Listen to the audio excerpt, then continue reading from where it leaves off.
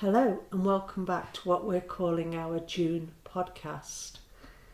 You might say there's very little difference between a podcast and a vlog. What the difference is, we can sit here, we can relax, and we can just talk. So it feels a bit like being able to sit down and have a coffee with somebody. So if you feel like it, make yourself a drink, sit down, and if you want to comment, scream back at us, shout back at us, share your opinions, pause the tape or podcast and actually join in. Or, better still, leave us a message in the comments saying whether you agree with us, disagree with us, or what your opinions are. On the last podcast, we talked about the fact that Joe was, at that point, a Slimming World member, weren't you, Joe? Yeah. And if I say to you, are you still a Slimming World member, Joe? No, I'm not. Why not, Joe? Because Slimming World won't allow me to be. Doesn't that sound like a petulant child? Slimming World won't allow him to be, and I'll tell you why they won't allow him to be, and Joe will join in on the conversation. When Joe joined Slimming World, it was because he gained just over half a stone during lockdown. Why do you like to keep your weight low, Joe? For health reasons. Why is that? No specific reason. I just like fitting in my clothes comfortably and the fact that just you've like had, being on the lighter side. yeah, and the fact that you had to have a hip replacement. Oh yeah, sure, yeah. Yeah, and I had to get you had to get some, your weight down. shift some weight so there wasn't as much stuff to cut through for the operation for my hip. Yeah, And I've just preferred staying down here. and you've got to have another hip replacement at some point. Yeah. So it seems a very odd thing to me that Slimming World talk about healthy BMIs and such like, but you're not allowed to be at the bottom end of your BMI. And the reason I say this is because for Joe to join at, well, he's almost 6 feet. We say he's 6 feet, but he's probably 5'11¾" really, aren't you? Like a centimetre under or something. Yeah, a centimetre under if 6 we're getting feet tall. technical, yeah. Let's be technical, Joe. So 5'11¾ and 10 stone gives Joe a BMI of about 18.9, which is fine. He's under consultants at the hospital and they are more than happy with him being that weight. And the thing that I saw as ironic was the fact that on the day he got a message back from the consultant to say at 10 stone he can't be a member of Slimming World. So we got that message on the Saturday, and on the Thursday of that week he'd actually been at the hospital seeing his consultant, and they're quite happy with his weight. Now, for Joe to actually join Slimming World, he would have to be 11 stone with half a stone to lose, because they won't accept somebody of his height below 10 stone 7. Now, does it matter whether you're a man or a woman, Joe, at that weight? No, but well, if you're in a competition with Slimming World, then yes. If you're doing like a Slimming World Miss Slinky or Mr. Sleek or whatever, then yeah, they'd take it into account. That we find strange. So, But just as a bog standard member, no, they don't like change the rules for men or women. we've got a friend who is the same height as Joe. So you've got one man, one woman. Most people would say the woman should weigh less than the man. I say it depends on your body frame anyway, because some of us have got bigger body frames than others. But generally there used to be a way of having two weight charts. There was always a female weight chart and there was a male weight chart.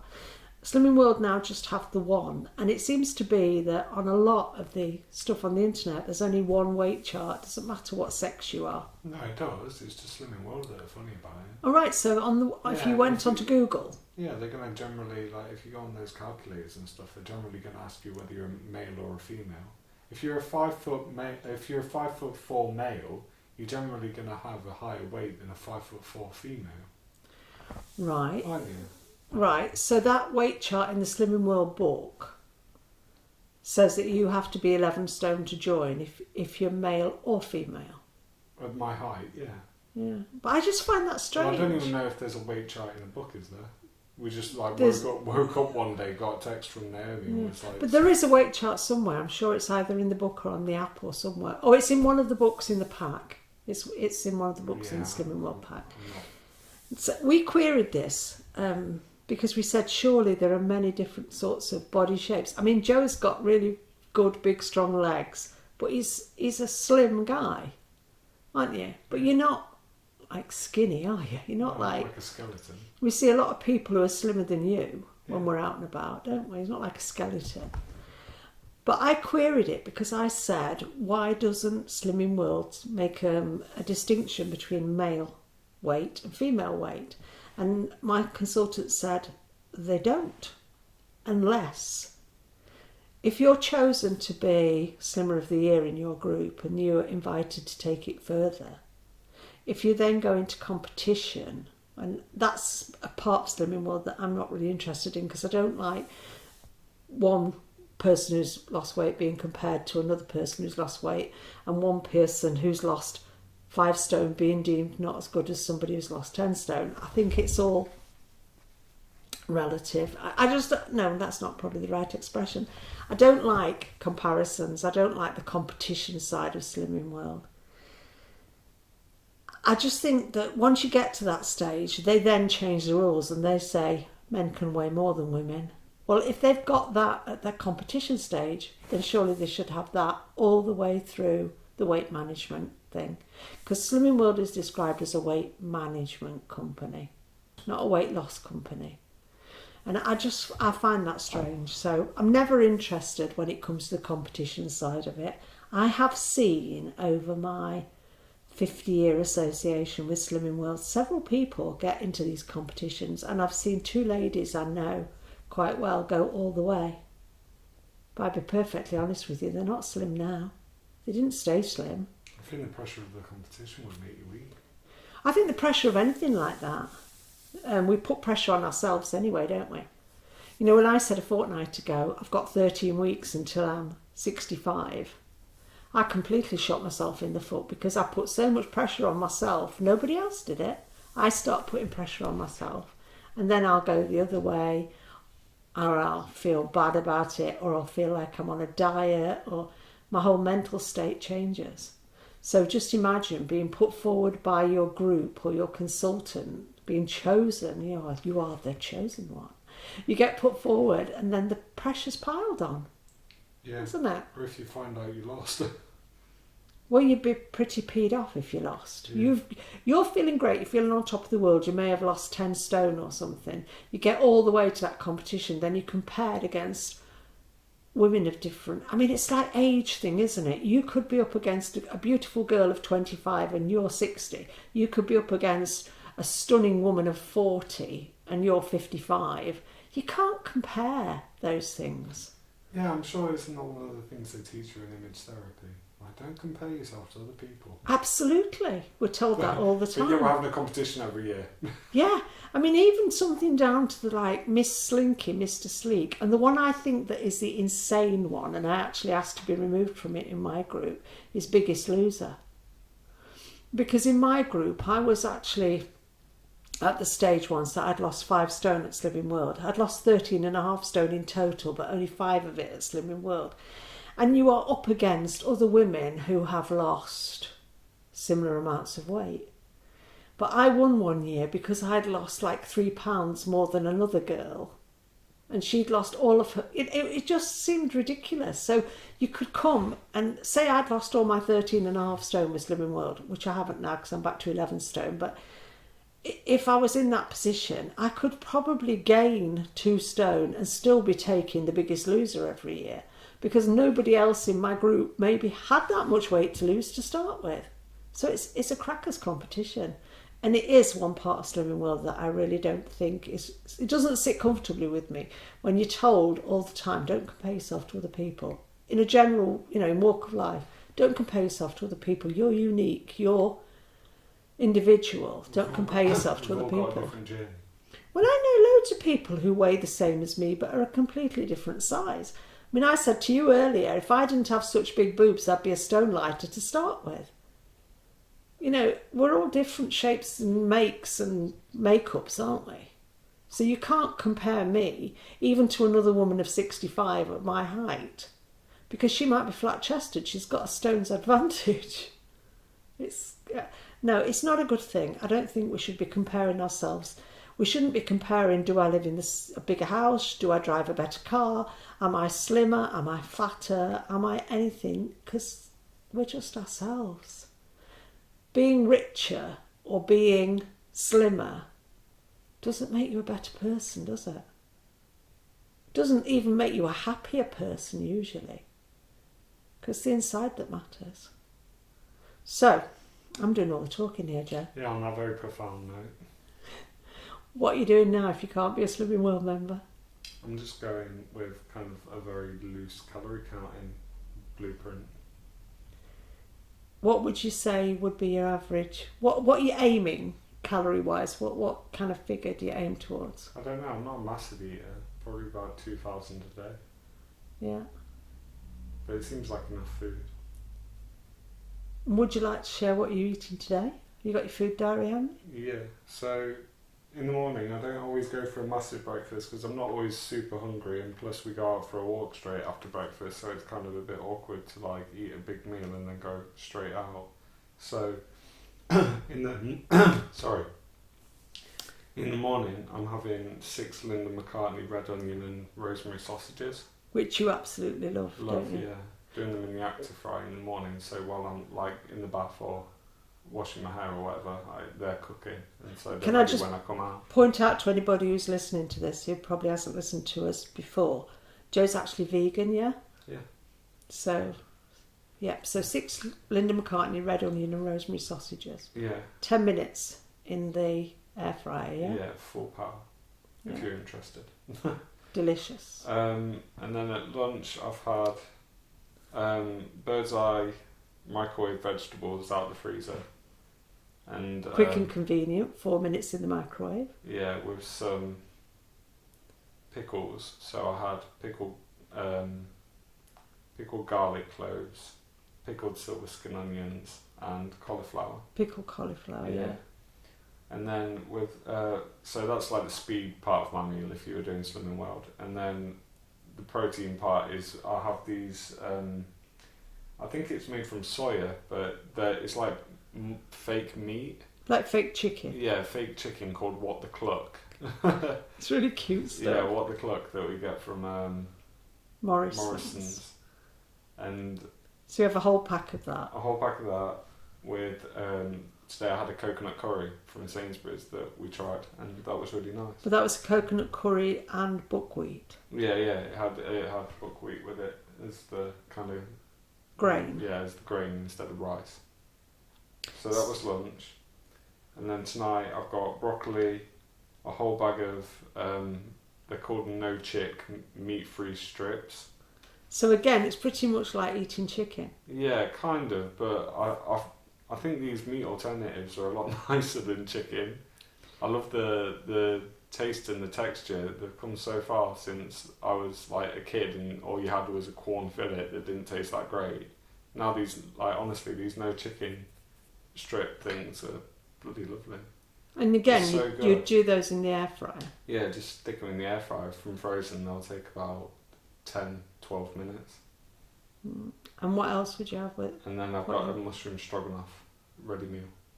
That's Morrison's. Morrison's, yeah, their vegan range. And does that come with rice, or is it just a Yeah, stroganoff? it comes with rice. It's white rice, wild rice, and then it's got peas with it. I have to say, when you put one of those in the microwave, our kitchen smells divine. I like mushrooms. I don't eat a lot of mushrooms, but I do like mushrooms if I'm in the mood. It smells absolutely beautiful. But then I have to say again, that coconut curry you stuck in the microwave at lunchtime, and like... And that's got plenty of veg in it. I think that's got, yeah, the whole selling point of that company was like 5 a day in that. When you were cooking that, and I said to you, how many sins is that on Slimming World? And you looked it up for me, didn't you? Yeah. And it says free food allowance, and we looked which of the ingredients on the coconut curry had the biggest percentage for the free food allowance, and it was buckwheat. And we tried to put that in, but Slimming World don't recognise buckwheat as a free food on the SIN calculator, which is a bit crackers because in the book it's a free food. So we put it through as with the nutritional information. It came up at 9.5 SINs. And I said to Joe, try it, put in the free food, the 18% free food as rice, because that's another free food, like buckwheat's a free food. So if you did it that way, it came up as 7.5 sins. If you changed the free food to quinoa, it came up as 4 sins. And the insanity is that none of those 3 things, the buckwheat, the quinoa or the rice, needs to be counted. They're free foods. They should not change the sin value of a meal. I find that a bit frustrating. I'd be inclined to just eat the coconut curry and think, oh, bugger it, it's somewhere between 4 and 9.5 sins. I'm just going to eat it and enjoy it. I do see the cracks in Slimming World and things like that, and I think you see more of that once you actually start eating food that doesn't just fit in the meat, fish, veg, fruit category. So we eat grains that aren't necessarily just white rice. We don't eat white rice pasta. We have to have, well, Joe has to have gluten-free pasta, so we have gluten-free pasta in this house. I think Slimming World is great if they're catering for like bog standard food. If you want a boiled egg, they can tell you that's free and protein. If you want white rice, they can tell you that's free. But you start introducing things like buckwheat and, is it free-K? Yeah, stuff like that. I don't know. I'm not sure if that was on the list. I didn't look. No, but they don't seem to like register the fact that so many people today, even though they're not full-time vegan, might choose to have a meat-free Monday, or might choose to put some stuff into their food plan that is a bit more unusual, that is not just your bog standard 5% mince or chicken. We don't eat those things anymore. In fact, Joe was saying earlier about the what the cluck strips and the no chick things, and there's quite a few different brands. Even B&M now are doing stuff, aren't they? Vegan stuff. Yeah. What was theirs called? Living on the Veg. Living on the Veg. No, Life. Yeah, Living on the Veg. Not Something Life on the Edge. Life on the Veg. Life on the Veg. Because I said it's like Life on the Edge. So even they are catering for vegans and plant-based people. That they've got a plant-based range now in their freezers, and they're on the Slimming World app. But we were saying when we were out walking earlier, the difference we find is like, I remember years ago, maybe buying a pack of 3 chicken breasts, and I'd cook 3 chicken breasts, one for me, one for Richard, one for Joe. And one of us would be sitting there going, oh my goodness, this is so tender, this is so beautiful. When somebody else might say, mine's as tough as old boots, or my chicken's a bit stringy. And it took me years and years and years to realise, and this is my naivety, if you got 3 chicken breasts, they didn't all come from the same chicken, because chickens only have 2 breasts. And the likelihood that not even 2 of those chicken breasts came from the same chicken. So you think you've got a pack of 4 chicken breasts. Oh, yeah, it came from 2 chickens. No, it probably came from 4 chickens. And you can go and buy a pack of 2 fillet steaks, and one can be tough and sinewy, and the other one can be tender and lovely. But they probably didn't come, well, not probably, more than likely did not come from the same cow. That's what's so nice about these the clucks and stuff though, because the texture of them and the taste is so consistent. If you're going to eat it, you know what you're getting in every pack. Yeah, every pack's the same. Because you've described chicken before, and you've said there's gristle. Sometimes you hit like a bobbly bit, and it just puts you off. And I've had like gristle in beef before, and sometimes you'll get beef and it's like juicy, and sometimes you'll get it and it's dry, and sometimes it just, there's no consistency to it. Every pack's different. Because every animal's different. And like if you get a pack of ham, I'm like Jack Sprat. I'll have to cut out the bits that look a bit funny and a bit like fatty, because I just don't like the mouth feel and texture of like stuff like that. But you don't like fat. You've never liked butter and things like that, have you? Like when I was younger, I didn't even care about dieting or weight or anything like that. I'd cut the fat off my bacon because it's just gross. Yeah, whereas I'm Mrs. Sprat because I'd rather eat the fat than the lean. Jack Sprat, he ate no fat. His wife, she ate no lean.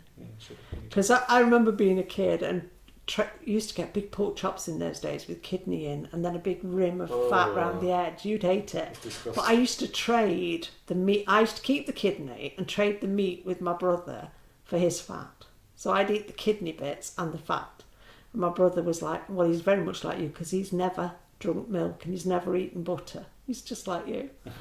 And it's funny, isn't it? But like, I appreciate what you're saying about the uniformity of the soya meats and things, because once you actually get a taste for it, you know that every pack of what the cluck you buy is going to taste just as nice as the one you had last week or yesterday.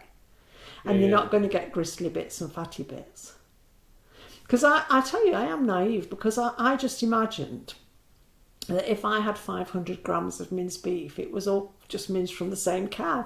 Somebody was preparing that cow, killing that cow, and then mincing that cow and weighing 500 grams into a tub and then pushing it along the conveyor. That's rubbish. I once watched a thing on YouTube where it said, you know, there can be hundreds of cows in that one tub because it all goes into like a huge vat or something. I'm not trying to put anybody else off eating meat, but I do think if we know what the real process of eating meat is and we choose to eat it, that's fine. Because, I mean, I had a boiled egg this morning with my breakfast, and some people would say, well, that caused one animal or one bird not to be born. I don't agree with that, because I don't think that necessarily every egg is fertilised or should be fertilised, just like every woman who produces eggs every month doesn't have a baby every month or every 9 months. It's just a fact of life that some eggs are not meant to be fertilised. But while Joe is still actually totally vegan, I am eating fish probably once a month, and I am eating the odd boiled egg.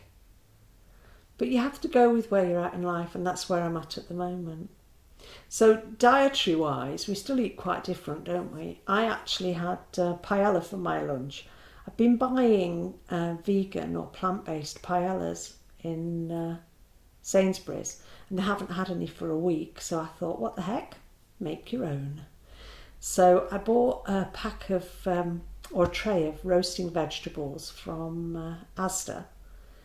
And I think were they about 4 cents for the tray? Yeah, I think so. Four and a half, something like that. And I roasted them for 30 minutes. So I actually added another courgette to it, but I think I overdid the courgette. But I roasted them for 30 minutes and I weighed out 180 grams of paella rice. And I used a tin of chili chopped tomatoes, or chopped tomatoes with chili, and 400 mils of water, coriander, cumin, more chili, by God it was hot, more chili and a bit more chili, and garlic, and I cooked it in my paella pan, my Le Creuset paella pan. And I said to Google, after I'd finished cooking it this morning, what does paella mean? And I was thinking he would tell me about the type of rice, or I mean, I know you can have a fish paella, you can have a chicken paella, whatever. But I expected him to start, going on about the specific rice and whatever. And I actually learned something this morning. Paella, or paella, means, well, it's Spanish for frying pan. So when we ask for a paella, or we make a paella, we should be cooking it in a frying pan, because it just means a rice dish cooked in a frying pan, which explains why my Le Creuset paella pan just looks like a frying pan with 2 handles. But it was good. It was very, very hot and spicy. I don't mind that at lunchtime. And I did actually follow it with a big tub of watermelon. But yeah, definitely a good plateful of food, wasn't it? Mine. Yeah. And on Slimming World, I would say what I had was somewhere between 2.5 sins. And it had loads of speed veg in, because it had courgette, it had aubergine, it had cherry tomatoes, it had red and yellow peppers, it had red onion. I think that's all of them, but it was absolutely lovely, and I've got enough left for tomorrow. And such a simple dish. It took 30 minutes to roast the veg, but it only took about 16 minutes to make the paella on the stovetop. And I would say it's one of those meals that I would make enough for 2 days, but I wouldn't freeze it. I don't think it would be as nice after it was frozen, because you still want a bit of bite in your vegetables. And if you froze it, I think you'd just turn it all soggy and stodgy. I mean, it's quite stodgy anyway, isn't it? But I think if you froze it and then took it out and warmed it up, it would spoil it. Because there was a good amount of bite in my veg, wasn't there? They were still, although they were roasted, they were still crunchy in places. Rice, Joe, let's talk rice. We've always been a bit of a what? We used to eat brown rice all the time, didn't we? Brown basmati. We used to cook our own all the time. But just lately, we've been trying to find some foods with a bit more calorie value in them to bulk up some. Not just calorie value, a bit more bloody interest. And taste. Yeah, And variety. Taste and variety. So we've spent a little while over the last few days in Morrison's, Asda, Sainsbury's. We didn't do Aldi, did we? No. Looking at some of the different flavoured rices. And my favourite one this week has been teriyaki jasmine rice. I don't know, did I have Tilda? It's Tilda, yeah. It's a The limited edition one by Tilda. Tilda limited edition. It's 2.5 cents for the whole pouch. And it is subtle and delicious. And it's comfort food in a pouch because jasmine rice has that sort of slight stodginess, doesn't it? Yes. Like if you were having a Thai curry and you get that slightly sticky, stodgy rice. It's not strictly sticky rice, is it? But anyway, you tried jasmine rice last night. Not the teriyaki one, just a plain jasmine. Yeah. And what did you think of it? Lovely. Very nice. Now that was a Sainsbury's jasmine rice, and that is 1.5 cents for a pouch. Yeah, just plain. How can you go wrong with that if you've got 15 cents for the day? I mean, I look at my cents as like, that's 15 quid. I've just spent £1.50 on the rice. Because that's like, I can get my head around that a bit more than thinking about sins if I equate it to money. I'm not really money minded, but money motivated or anything, but it just makes sense to me.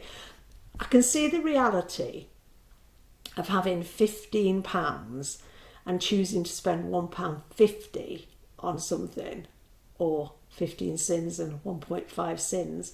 When I look at it as money, I realise, 1.5 cents or £1.50 out of 15 quid, it's not a lot. I can get myself a bit bogged down in sins, especially if I'm looking at including them in a meal. And I'm thinking, oh God, no, I'm not spending that many sins in a meal. But because I do it now the way I do it, and I look at savvy sins, and I spend my sins in my meals because, strictly speaking, when I'm on plan, I don't eat between meals and I don't snack. I actually now justify spending the sins I'm spending within my meal. So if I'm having a meal that actually comes out or equates to about 8 or 9 sins, I don't mind that. I don't need to save those 8 or 9 sins so I can have some sort of chocolate or crisps in the evening. And I get a lot more satisfaction from including them actually in my meals. What were some of the other rices we looked at? We got mushroom, we got tomato and basil, we got spicy Mexican, Golden vegetable. golden vegetable, lime and coriander. And they were all really reasonable sins, weren't they? Yeah, I don't think any of them top 4. No. 4.5 maybe. That was the highest one. Yeah, that was like the Most highest of one. them were sort of 2.5. Which is still decent. Yeah, because if you're eating a full pouch of rice, that's a good part of your meal. Because then you put some meat if you want to it, or some soy product. That's the thing about those. Sorry about the chair creaking. That's the thing about those what the clucks as well. Like flipping. Yeah, they're free, but chicken breast is gross if you ate it free. You'd have to put some seasoning on it, wouldn't you? You'd have to put some like Schwartz seasoning or some sauce or something with it. You wouldn't just. You'd feel like you're dieting too hard if you just ate a plain chicken breast. But that stuff, because it's really lightly seasoned already in the pack, it's tasty. You can eat it as it is. You can eat it as it is. Yeah. And it's free. Yeah, so you're only going to have to spend the sins for your rice. So you could have your rice, you could have... Because I'm not a saucy person anyway. No, you could have... Oh, you're not. You could have your rice, you could have a whole pack of What the Cluck, and you could have a whole load of speed and free vegetables, and we love our pickles, don't we? Yeah. And that whole meal would only be the sim value of your rice. Yeah, it would only be... And you can have a flipping good plate full of food for that. Yeah, so I don't think 4.5 really for the rice is... No, but I mean, if you have the jasmine rice, it's only 1.5, and you can't fault that. And like the teriyaki one, 2.5. That teriyaki one served with the stir fry, with the what the cluck in, or if you want proper chicken or whatever. It's delicious. We found the Tilda paella in the kids section, didn't we? It was like a vegetable paella or something like that. And I found it quite funny how that's 125 grams, like it recommends a portion on the back of a rice pouch. And it's designed for a child. But it says Tilda Kids. Yeah, like our friend, it says if your child is weaned, this food is safe. Now, our friends have got a little boy who's just turned 2, and I would give him one of those pouches, and I think he'd probably enjoy it. That's considered a suitable portion for a small child, kid, yeah. But it's the same size portion as the back of the pouch says is an adult portion. Yeah, that's weird. Yeah, it is weird. I think it's all right to go ahead and eat a full pouch of those, like Tilda and Uncle Ben's and the Sainsbury's own ones. Yeah. The Morrison's ones are slightly smaller because did you say they're 220 grams? Yeah, some of their ones were mixed. I think we've got a long grain and wild and a tomato and basil thing. They're slightly smaller. 220, yeah. Slightly smaller, but still, it's not like...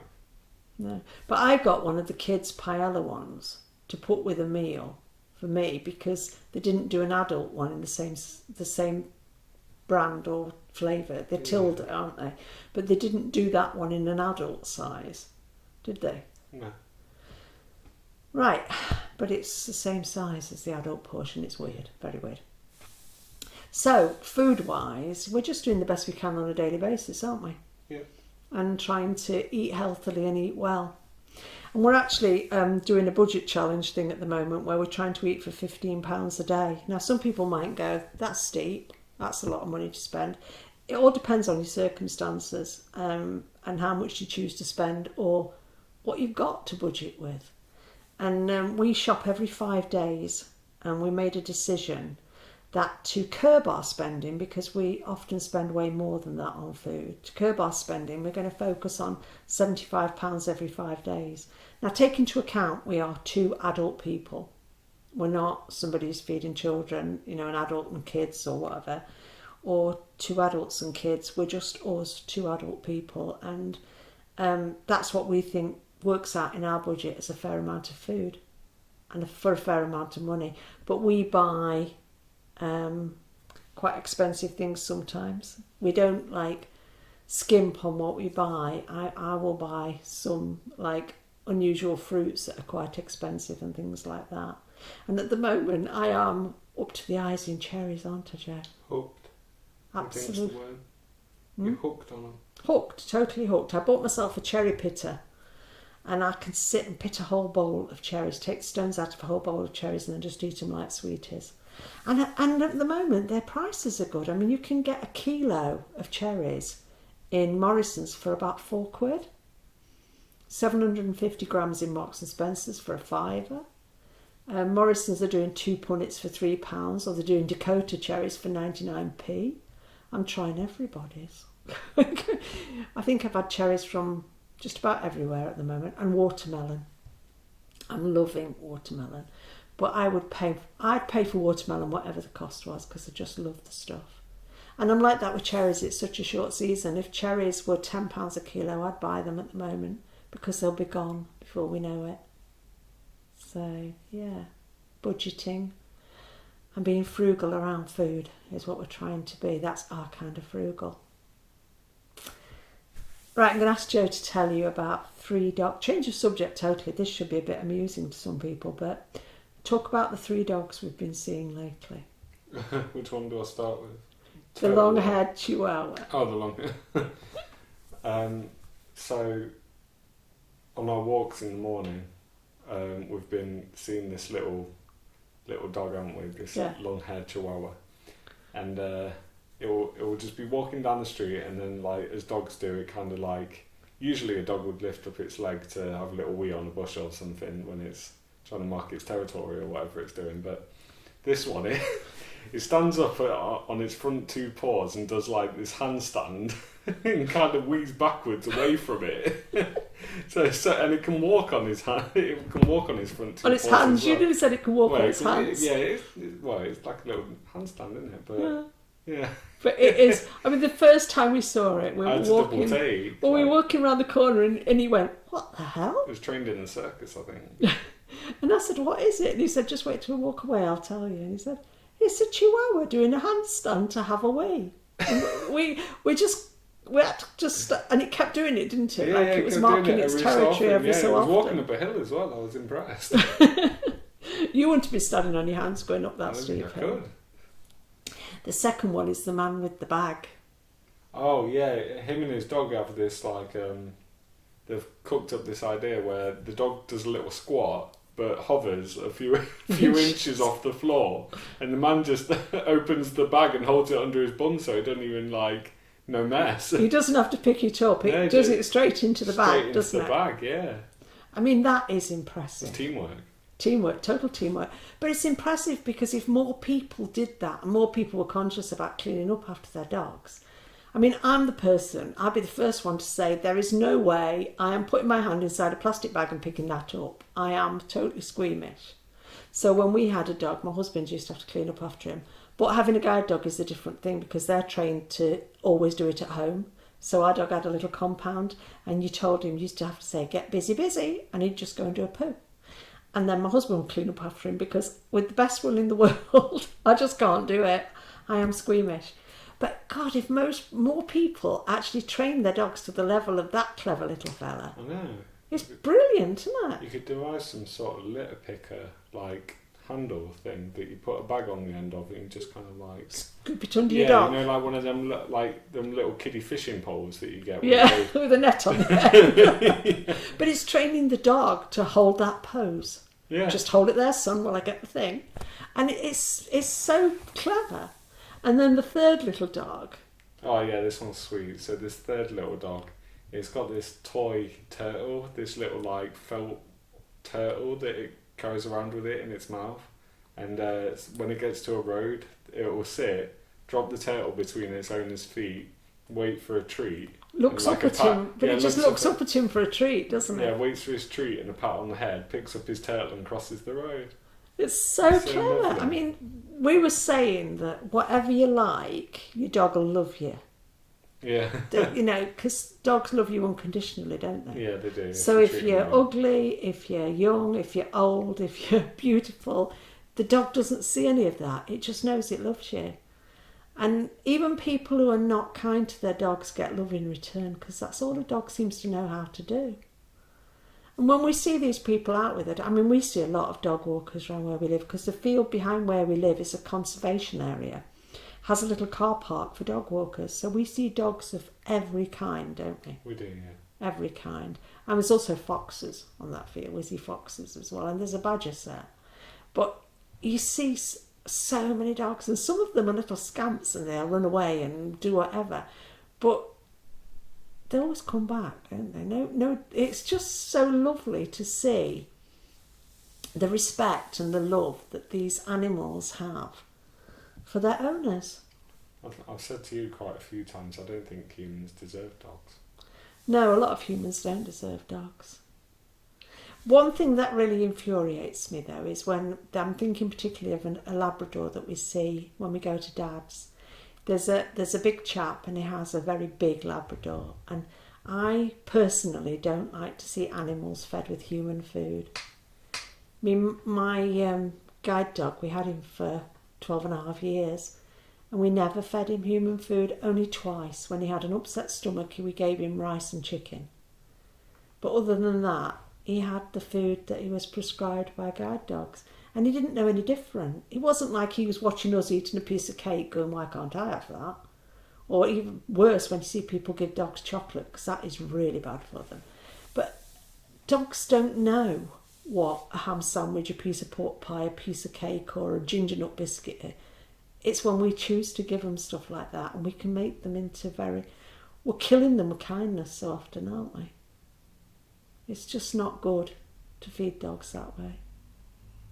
My dad always said my guide dog was too slim, but whenever he went to the vets, which he did regularly, his weight was spot on where it should have been. But we had a Labrador when we were kids and she was always too tubby. But, yeah, it's only my opinion. want to talk about something that happened to me last week. Two things happened on one day, and both of them absolutely filled me with anger and resentment and caused me to eat. I'm saying that not just as an excuse, but it was about the emotions it brought up in me, and the emotion it brought up in me was resentment. That's something I find so hard to deal with. We were making lunch and the microwave died, and I've had it about 7 years probably. I had a talking microwave because I'm blind, and it just died on us. So my first reaction was, oh, beep, beep, beep, whatever. And I said to Joe, right, have a look on Amazon or the blind organisations and see where we can get a new one from. And as Amazon do sell them. But Joe came out of the kitchen and he said, yeah, Amazon do sell them, Mum, but it's £277.99. And it was only a box standard, made in Malaysia type microwave. It wasn't anything flash. Because the first one I ever had that was a talking one was actually an LG, and it was brilliant.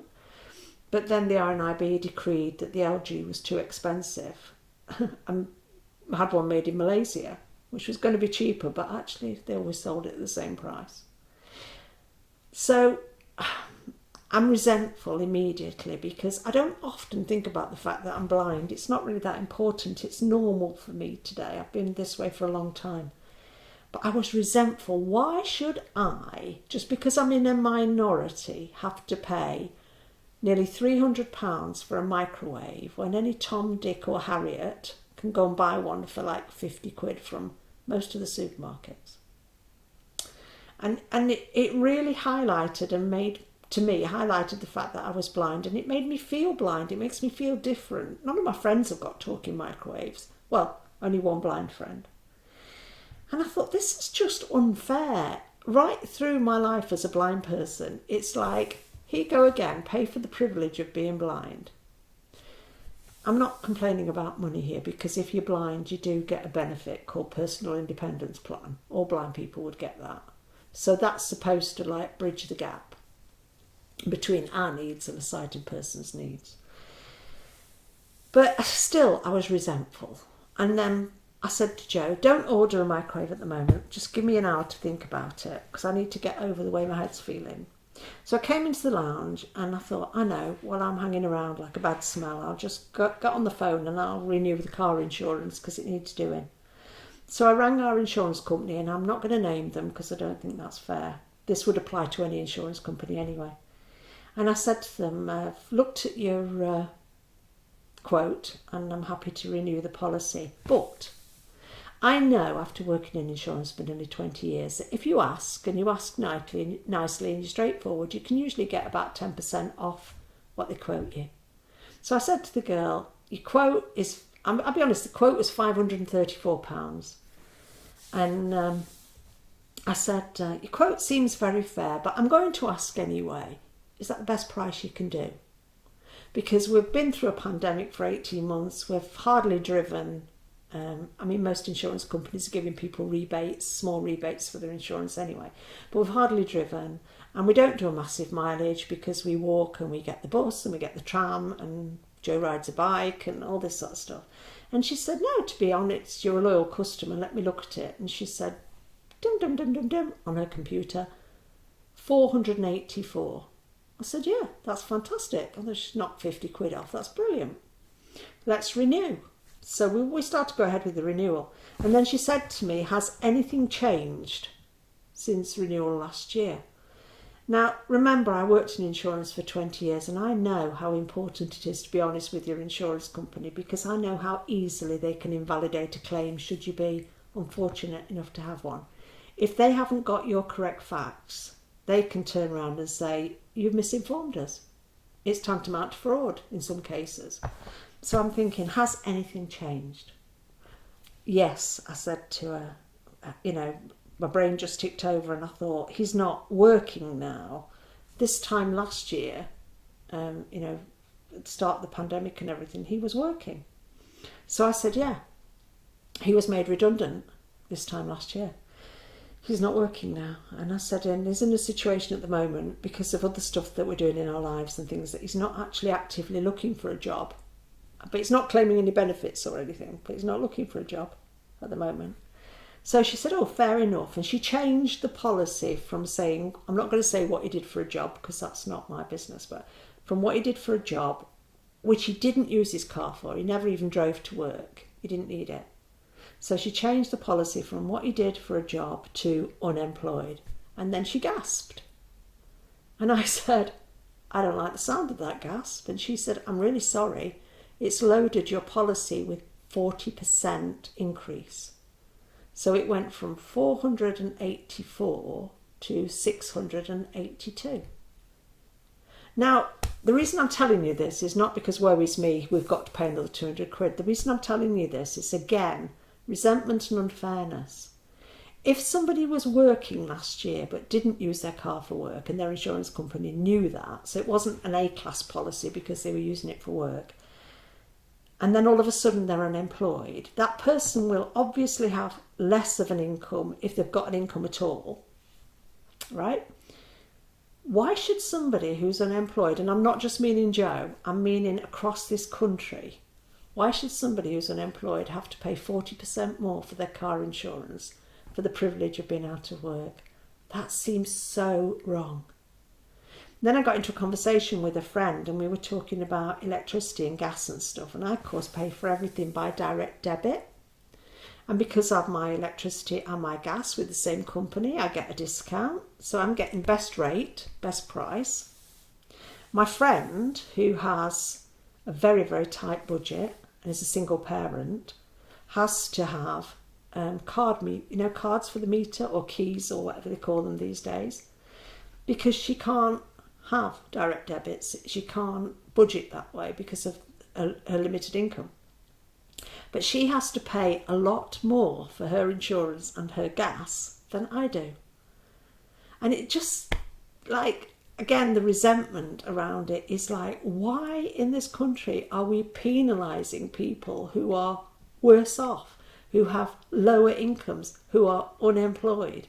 So, of course, I got on my soapbox and I got myself worked up to such a pitch that Slimming World and everything went out the window because I was so racked with anger and resentment, not for myself necessarily, but on behalf of the other people who seem to get into dire straits over finances through no fault of their own, and then they're actually penalised for it. Because I genuinely cannot see why a man or woman out there who is unemployed should pay 40% more for their car insurance just because they were honest and said unemployed than somebody who's working, who's got a big income, who could have a massive income. So anyway, share your thoughts on that if anybody's prepared to comment and say whether they've been affected by things like this. That, you know, I mean, I'm spouting my corner because I feel resentful about the fact that because being blind, thank God I'm in a minority. I don't want the majority of people to be blind. But being blind and being in the minority means I have to pay 6 times as much for a microwave. So what did we do? We got in the car, we went to Sainsbury's, we bought a microwave for £45 with dials. Joe put dots on the dials so I can feel them. And there isn't anything I can't do in that microwave that I did in my talking one. Just for a bit of super glue to make dots with and 5 minutes of Joe's time. And I saved myself 230 odd quid. So they're charging me all that money to tell. My microwave used to say the door was open or the door was closed, and Joe used to say, oh, I wish that had shut up. What idiot wouldn't know the door was closed? So although it was a talking microwave, it said a lot of things it didn't need to, didn't it, Joe? Yeah, it was really unnecessary. It's like the scales, kitchen scales, they say stupid stuff. Yeah, instead of just saying however many grams it is, they have to give you a whole sentence and spiel beforehand, don't they? Power on, power off. And all sorts of, like, the weight is 45 grams. Why didn't you just say 45 grams? Why does it have to say the weight is? The weight is. Because they must think that, as well as being blind, I'm an idiot. Really stupid as well. The one that was the worst was though when the microwave was telling you the door was open. I mean, for goodness sake, you know the door's open. You just opened it. Right, so that's where we're at the moment. Anything else you want to add, Joe? No, I think I've said my. You've said enough for one day. I've said my bit. He's a man of few words, you know, most of the time. He's not a chatty Joe, are you? No, not really. He talks if he's got something to say. He's not like me, I could talk for England. If Joe's got something to contribute, he'll talk. Otherwise, he gets on with his business, don't you? So that's our June podcast. That's more or less where we're at. Hope to be back at the weekend and I'll do a weight update and everything. But, yeah, life's not bad in the main, is it? No, it's not the worst it could be. We're doing okay. We're still walking every day, up to 5 miles a day. And actually enjoying it, aren't we? Even when it's peeing it down with rain like it was the other day. You feel better for doing it, don't you? Definitely. Yeah. So we'll say bye for now. So it's bye from me and it's bye from me. And we'll be back with the July podcast. Bye. Take care. Bye.